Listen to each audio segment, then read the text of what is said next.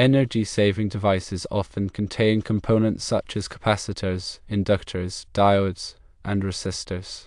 Large capacitors store electrical energy. Inductors, which are coils of wire, store energy in a magnetic field. Diodes are electronic components that allow current to flow in only one direction. Resistors regulate current flow. These devices operate using several key principles. Firstly, they store electrical energy in their capacitors and inductors. Secondly, they create a phase shift between the voltage and current in the circuit. Thirdly, by storing energy during periods of high voltage and releasing it during periods of low voltage, the device effectively reduces the peak current drawn by the load. The phase shift caused by the device results in a reduction in power factor. Power factor is the ratio of real power, that is the power consumed by the load, to apparent power, the total power drawn from the circuit. A lower power factor leads to a lower current draw. The legality of these devices varies depending on local regulations. In some jurisdictions, they may be considered illegal if they falsely claim to save energy or if they violate building codes. There are potential drawbacks to using these devices. The phase shift can slightly increase the voltage in the circuit, potentially overloading equipment. Energy-saving devices can introduce harmonics into the power system, potentially interfering with sensitive electronics. If the device is poorly designed or installed, it could pose a fire hazard. In conclusion, energy-saving devices can reduce current draw by using capacitors and inductors to create a phase shift in the circuit. However, it's important to note that their legality and effectiveness may vary, and they may have potential drawbacks. It is recommended to consult with qualified electrical professionals before using such devices. To elaborate further on the components, capacitors are passive electronic components that store electrical energy in an electric field. They consist of two conductive plates separated by a dielectric material. Capacitors oppose changes in voltage, and their ability to store energy is measured in farads. The larger the capacitance value, the more energy the capacitor can store. In energy-saving devices, capacitors can help to improve the power factor by compensating for the reactive power caused by inductive loads. This reduces the amount of current drawn from the source. Inductors, also known as coils or chokes, are passive electronic components that store energy in a magnetic field when current flows through them. They typically consist of a coil of wire wound around a cold material, such as iron or ferrite. Inductors oppose changes in current, and their ability to store energy is measured in henries. The larger the inductance value, the more energy the inductor can store. In energy-saving devices, inductors can help to filter out noise and harmonics from the power supply, improving the power quality. Diodes are semiconductor devices that allow current to flow in one direction only. They have two terminals, an anode and a cathode. When a positive voltage is applied to the anode relative to the cathode, the diode conducts, allowing current to flow. When a reverse voltage is applied, the diode blocks current flow. Diodes are used in energy-saving devices for various purposes such as rectification, which converts alternating current or alternating current to direct current or direct current, and voltage regulation. Resistors are passive electronic components that oppose the flow of current. They are used to control the amount of current flowing in a circuit. The resistance value is measured in ohms. In energy-saving devices, resistors can be used to limit current, divide voltage, or provide a voltage drop. The operation of these devices relies on the principle of phase shift.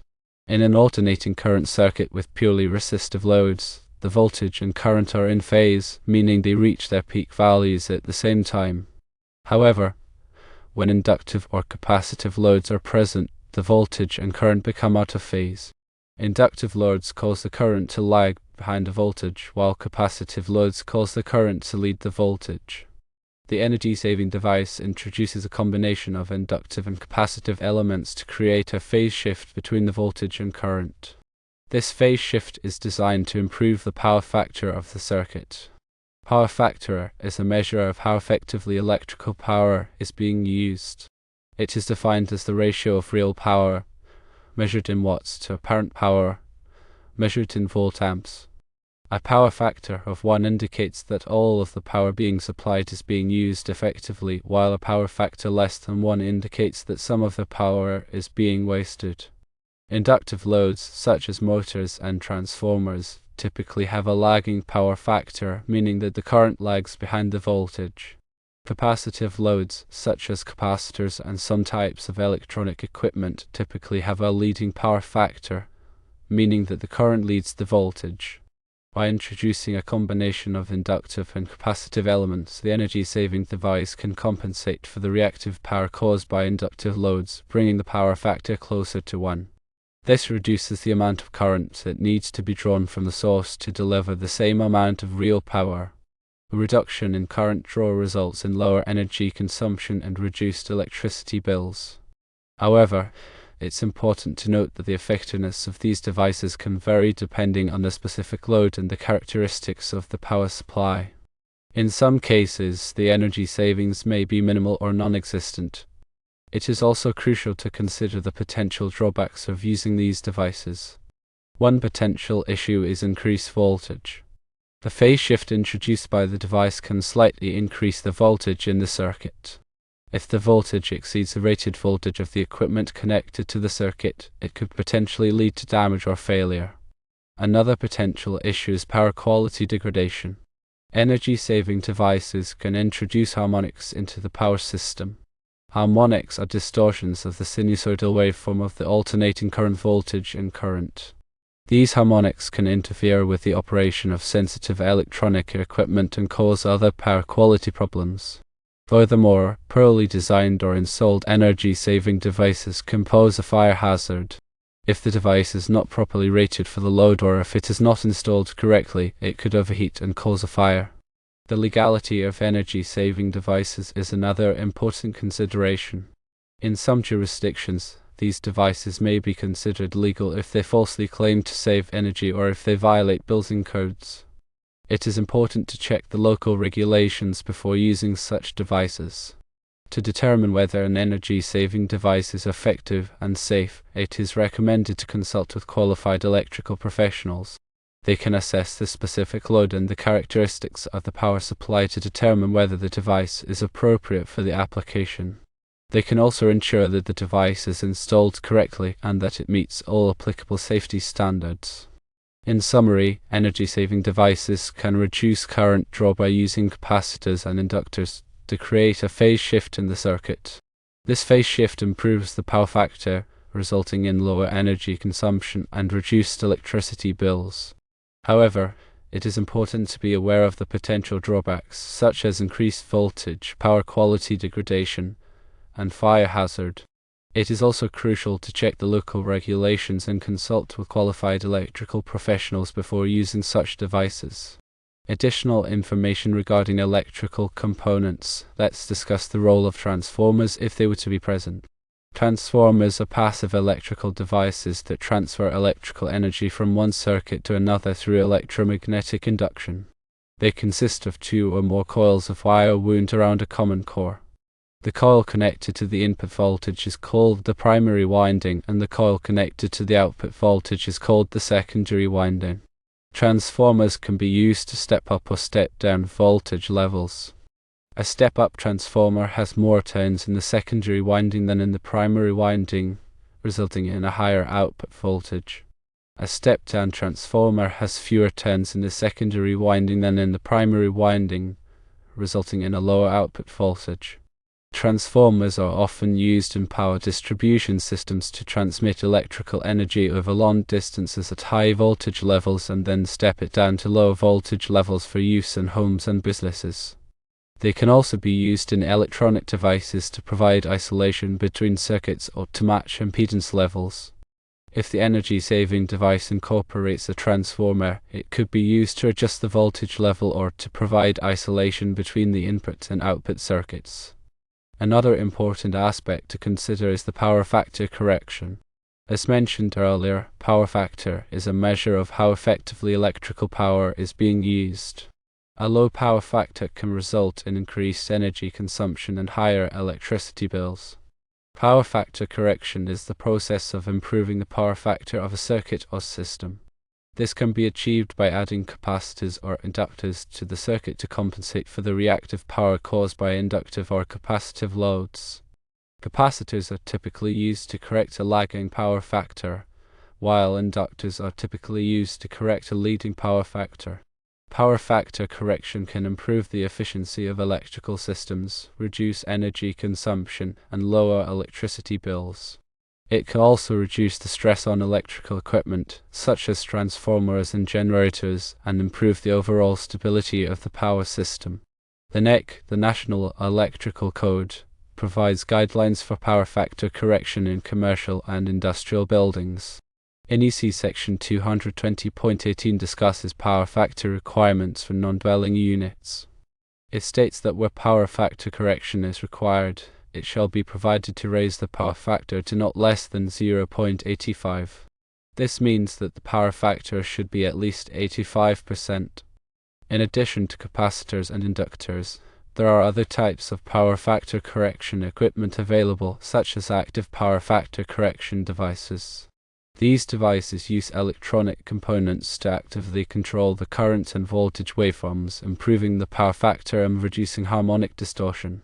Active power factor correction devices are typically more expensive than passive power factor correction devices, but they can provide better performance and greater flexibility. When selecting power factor correction equipment, it is important to consider the specific load and the characteristics of the power supply. It is also important to ensure that the equipment is properly sized and installed to avoid any potential problems. Consulting with qualified electrical professionals is recommended to ensure that the power factor correction equipment is appropriate for the application and that it is installed correctly. The installation must be done according to the NEC and local codes. Let's turn to the discussion of harmonics. Harmonics are distortions of the sinusoidal waveform of the alternating current, voltage, and current. They are caused by nonlinear loads, such as electronic devices, variable frequency drives, and saturated transformers. Harmonics can cause a variety of problems in electrical systems, including overheating of equipment, increased energy consumption, and interference with sensitive electronic equipment. Harmonic distortion is measured using a parameter called total harmonic distortion, or total harmonic distortion. Total harmonic distortion is the ratio of the root mean square value of the harmonic content to the root mean square value of the fundamental frequency. A high total harmonic distortion value indicates a significant amount of harmonic distortion. The IEE, the Institute of Electrical and Electronics Engineers, provides guidelines for harmonic limits in electrical systems. IEE Standard 519 provides recommendations for harmonic voltage and current limits at the point of common coupling, which is the point where a customer's electrical system connects to the utility grid. The harmonic limits specified in IEE Standard 519 vary depending on the size and type of customer. To mitigate harmonic distortion, various techniques can be used, such as harmonic filters, tuned reactors, and active harmonic filters. Harmonic filters are passive devices that are designed to block specific harmonic frequencies. Tuned reactors are used to reduce harmonic currents by providing a low impedance path for the harmonic currents to flow. Active harmonic filters use electronic components to actively cancel out harmonic currents, reducing harmonic distortion. When selecting harmonic mitigation equipment, it is important to consider the specific harmonic frequencies present in the electrical system and the desired level of harmonic reduction. It is also important to ensure that the equipment is properly sized and installed to avoid any potential problems. Consulting with qualified electrical professionals is recommended to ensure that the harmonic mitigation equipment is appropriate for the application and that it is installed correctly. Also keep in mind NEC 310.15 and associated tables for ampacity adjustments based on harmonic current distortion. Another important aspect to consider is surge protection. Surge protection devices, or surge protective devices, are designed to protect electrical equipment from voltage surges, which are sudden increases in voltage that can damage or destroy sensitive electronic equipment. Voltage surges can be caused by lightning strikes, switching operations, and other electrical disturbances. Surge protection devices work by diverting the surge current to ground, preventing it from reaching the protected equipment. Surge protection devices are typically installed at the service entrance of a building and at the point of use for sensitive electronic equipment. They are rated based on their surge current capacity, which is the maximum amount of current that they can safely divert to ground. When selecting surge protection devices, it is important to consider the surge current capacity, the voltage rating, and the type of equipment being protected. It is also important to ensure that the surge protection devices are properly grounded to provide an effective path for the surge current to flow to ground. The NEC provides guidelines for surge protection in electrical systems. NEC Section 230.67 requires surge protection for dwelling units. It states that all dwelling units shall be provided with a surge protective device. In addition to surge protection devices, there are other types of voltage protection equipment available, such as voltage regulators and uninterruptible power supplies. Voltage regulators are used to maintain a constant voltage level, protecting equipment from voltage fluctuations. Uninterruptible power supplies provide backup power in the event of a power outage, allowing equipment to continue operating during the outage. When selecting voltage protection equipment, it is important to consider the specific voltage requirements of the equipment being protected and the desired level of protection. It is also important to ensure that the equipment is properly sized and installed to avoid any potential problem. Consulting with qualified electrical professionals is recommended to ensure that the voltage protection equipment is appropriate for the application and that it is installed correctly. Proper grounding and bonding are also crucial for electrical safety. Grounding is the process of connecting electrical equipment to the earth, providing a low impedance path for fault current to flow to ground. Bonding is the process of connecting different metal parts of an electrical system together, creating a common ground potential. Grounding and bonding help to protect people from electric shock and to prevent damage to equipment in the event of a fault. The NEC provides detailed requirements for grounding and bonding in electrical systems. NEC Article 250 covers grounding and bonding requirements. It specifies the types of grounding and bonding conductors that are required, as well as the methods for connecting them. It is important to follow the NEC requirements for grounding and bonding to ensure electrical safety and to prevent damage to equipment. In addition to grounding and bonding, there are other safety practices that should be followed when working with electricity. These include wearing appropriate personal protective equipment, such as gloves and safety glasses, using insulated tools, and energizing circuits before working on them. It is also important to be aware of the potential hazards of electricity and to take precautions to avoid electric shock and other electrical injuries. Electrical safety training is essential for anyone who works with electricity. Electrical safety training provides information on the potential hazards of electricity, as well as the safety practices that should be followed to prevent electrical injuries. Electrical safety training can help to ensure that workers are able to work safely with electricity and to prevent electrical accidents. In the context of the energy-saving device, ensuring proper grounding and bonding is critical to prevent electrical hazards. If the device is not properly grounded, it could create a shock hazard. Additionally, if the device introduces any stray currents or voltage fluctuations, proper grounding and bonding will help to minimize the risk of electrical interference or damage to other equipment. Regarding the fire hazard that was mentioned previously, it's worth delving deeper into the potential causes and preventative measures. A fire hazard arises primarily from overheating within the device. This can stem from several factors. Firstly, undersized components like resistors or capacitors, when subjected to continuous high current, can exceed their thermal limits and ignite.